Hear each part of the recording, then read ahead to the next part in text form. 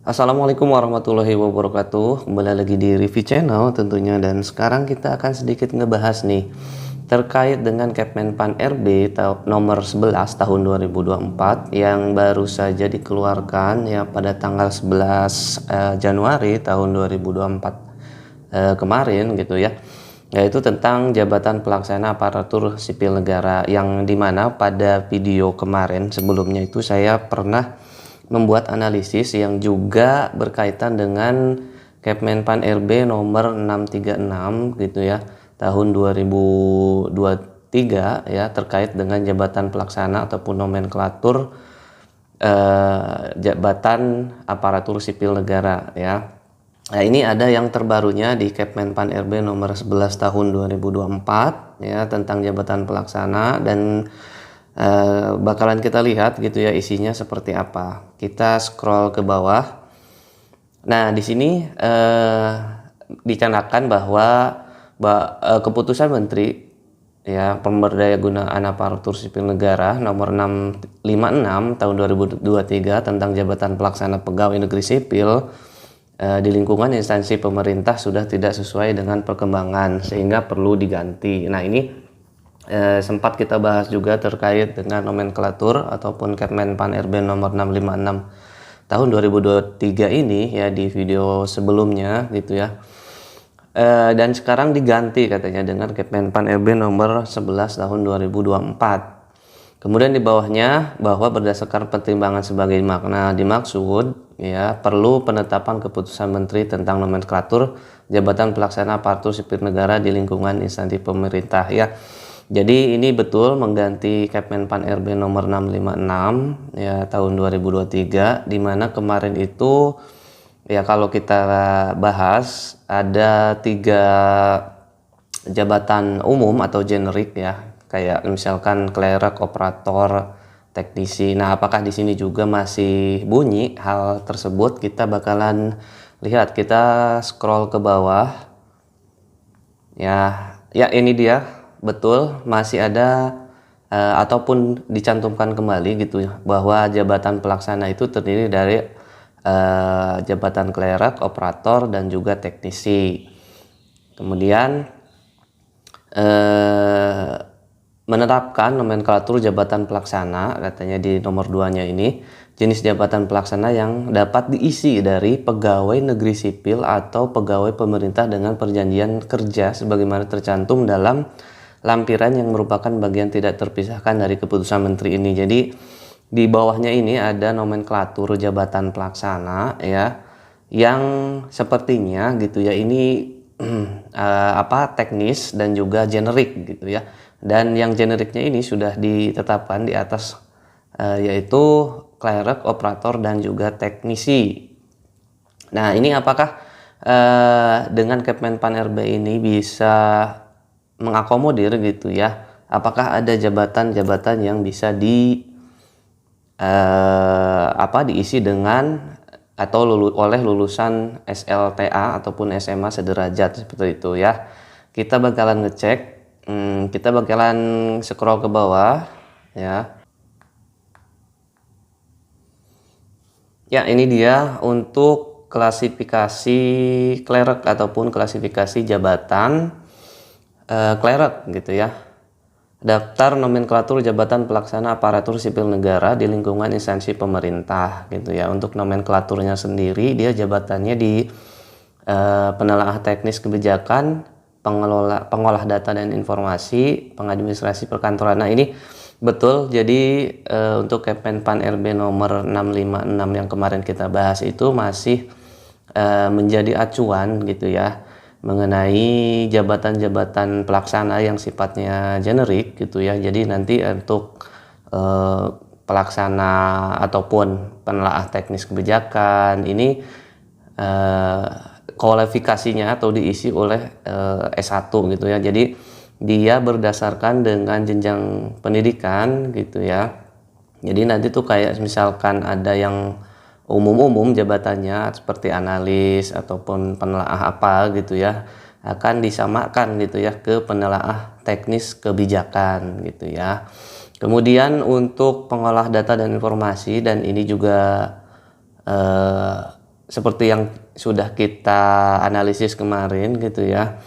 Ini dapat diisi oleh jenjang pendidikan diploma gitu ya, diploma 3. Jadi tugas jabatannya melaksanakan pengelolaan, verifikasi dan penyusunan terhadap data dan laporan di lingkungan instansi pemerintah. Nah, ini untuk ketiga jabatan ini ya, ini sifatnya administratif ya.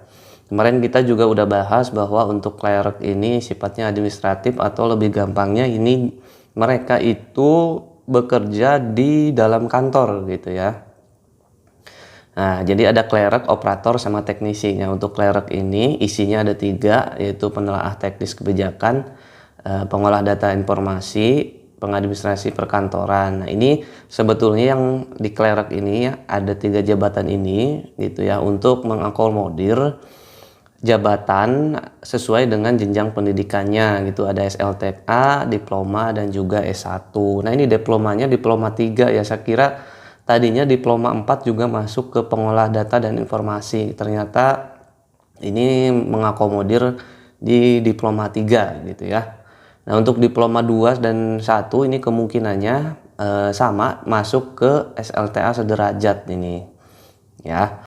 Nah, yang menarik dari clerk ini adalah dia tidak mensyaratkan jurusan kuliahnya ataupun jurusan pendidikannya apa gitu ya.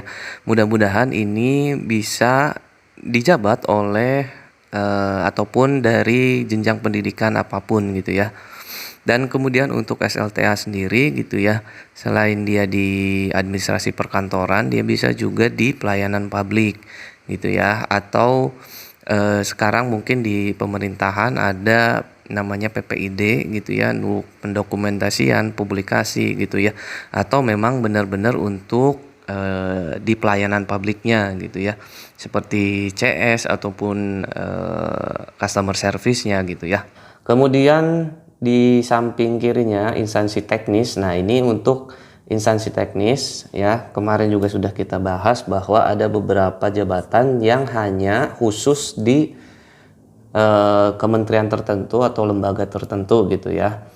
Nah, seperti Kementerian Pendidikan dan Kebudayaan, dia nomenklaturnya ada namanya desainer buku. Nah, ini jabatan desainer buku ini tidak akan ada lagi misalkan di Kementerian Kementerian PUPR atau Kementerian Keuangan dan lain sebagainya gitu. Begitupun seperti ini juga nih, Kementerian Sekretariat Negara gitu ya, ada penata keprotokolan.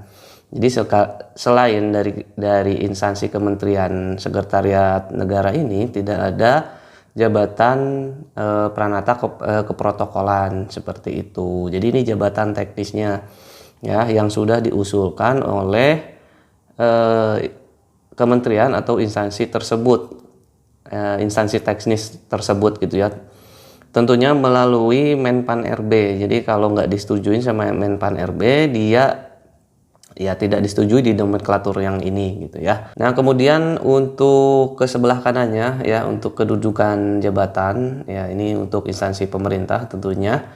Kemudian untuk penelaah teknis kebijakan, kemudian pengolah data informasi, pengadministrasi perkantoran gitu ya, ini bisa dijabat oleh PNS ataupun P3K. Ini banyak sekali ya yang bisa dijabat oleh P3K. Ini coba lihat ke bawah, ini untuk Sekretariat Mahkamah Agung nih, ada analis perkara peradilan ya, dia di S1 gitu ya, untuk S1, dan hanya untuk PNS, tidak bisa untuk P3K ya. Nah, jadi hal-hal seperti ini sebetulnya ada pertimbangan lain gitu ya, kenapa tidak boleh dijabat oleh P3K ya. Jadi gambarannya mungkin untuk PNS ini dia sifatnya lebih dia tidak terikat kontrak, sedangkan untuk P3K itu masih terikat kontrak gitu ya.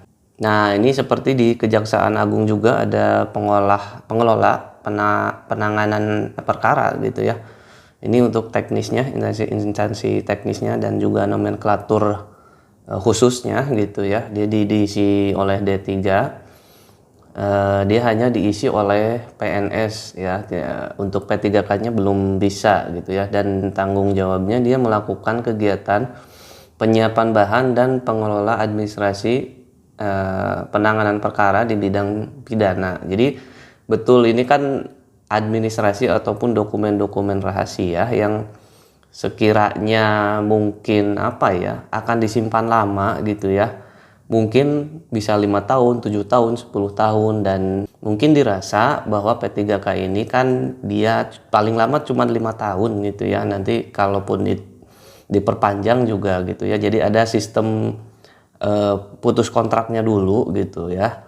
Mungkin karena rahasia jadinya harus PNS, karena PNS kan lebih pasti dan lebih lama gitu ya, istilahnya udah nggak ada kontrak. Nah, kita ke bawah lagi, ini ada di Kementerian Pendidikan gitu ya.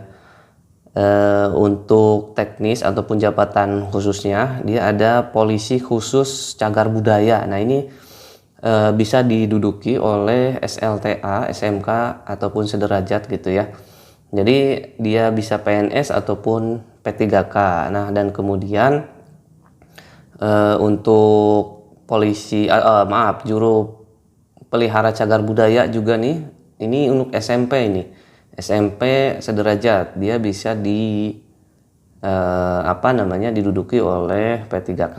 Jadi Anda yang SMP gitu ya, dan jenjang pendidikan SMP di Kementerian Pendidikan mungkin bisa diakomodir ke jabatan seperti ini.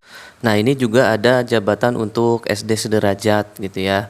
Dan untuk instansi teknisnya ini tidak ada. Jadi kemungkinan jabatan ini bisa ada di kementerian lain atau lembaga lain, tergantung apakah kementerian atau lembaga tersebut membutuhkan atau tidak gitu ya, atau mengajukan atau tidak untuk jabatan tersebut. Mungkin nanti tuh saya juga masih mempertanyakan gitu ya, untuk step 1 gitu ya. Step 1 kan memang pengangkatan P3K ataupun honorer gitu ya, honorer. Dia bisa diangkat P3K melalui jalur tes gitu ya. Jalur tes untuk menjadi P3K. Kemudian yang kedua kan ada jalur yang verifikasi data oleh BKN. Nah, ini apakah ada hubungannya gitu ya antara istilahnya mungkin untuk jabatannya ada gitu ya, dia cari slot dulu gitu ya, ada nggak jabatan yang bisa diakomodir oleh SMP gitu ya. Oh, kalau misalkan ada, berarti tinggal verifikasi datanya gitu ya, verifikasi data oleh BKN. Kalau misalkan sudah memenuhi persyaratan, nah ini bisa menduduki untuk Polisi Khusus Cagar Budaya misalkan, ataupun juru pelihara cagar budaya gitu ya. Nah, ini saya juga pastinya belum begitu mengerti karena PP-nya belum turun juga gitu ya. Jadi diharapkan mungkin ke depan di sekitar 3 bulanan lagi mungkin ya, 2 atau 3 bulanan lagi PP tersebut akan keluar. Ada juga di Kemenkes gitu ya, Kementerian Kesehatan gitu ya, untuk teknisi jabatan teknisnya ataupun jabatan khususnya gitu ya. Ada juga untuk pengelola layanan kesehatan ini ya, untuk D3. Kemudian operator layanan kesehatan ini untuk SMA atau SLTA segala jurusan, ini malah dipertegas gitu ya, segala jurusan. Jadi ini bisa dimanfaatkan ataupun bisa mengakomodir gitu ya teman-teman honorer ataupun non PNS untuk mengisi jabatan tersebut. Nah, ini metodenya tadi kembali lagi ya. Ini sepertinya kalau yang ini masih untuk metode seleksi gitu ya. Anda harus mengikuti tesnya gitu ya. Ya, untuk verifikasi data diri BKN saya belum begitu paham gitu ya, mekanismenya seperti apa gitu ya. Tapi sementara ini yang saya pahami adalah dengan adanya nomenklatur ini bahwa slot ataupun istilahnya wadah untuk SLTA ya itu ada gitu ya. Jadi nanti tinggal bagaimana proses verifikasi data tersebut di BKN itu bisa berjalan gitu ya. Nah, itu teman-teman mungkin informasi yang bisa saya berikan gitu ya, informasi sedikit ya, informasi cepat mengenai Kemenpan RB nomor 11 tahun 2024 gitu ya. Intinya ini dapat kita lihat bahwa ada formasi yang bisa diduduki oleh SLTA sederajat, bahkan untuk SMP juga ada gitu ya. Jadi yang penting itu ada slotnya dulu, nanti prosesnya gitu ya, Anda baik mau mengikuti seleksi ataupun nanti verifikasi data dari BKN gitu ya. Yang penting sudah ada slot ini dulu gitu ya, bahwa ada jabatan-jabatan yang bisa diduduki oleh jenjang pendidikan SLTA ataupun SMA gitu ya. Semoga informasi yang sangat singkat ini bisa memberikan kelegaan ataupun gambaran kepada Anda semua gitu teman-teman honorer gitu ya, untuk menghadapi tes P3K ataupun pengadaan P3K ataupun CASN tahun 2024 ini. Terima kasih yang sudah menonton. Jangan lupa untuk like, komen, dan juga subscribe biar channel ini semakin berkembang. Terima kasih. Wassalamualaikum warahmatullahi wabarakatuh.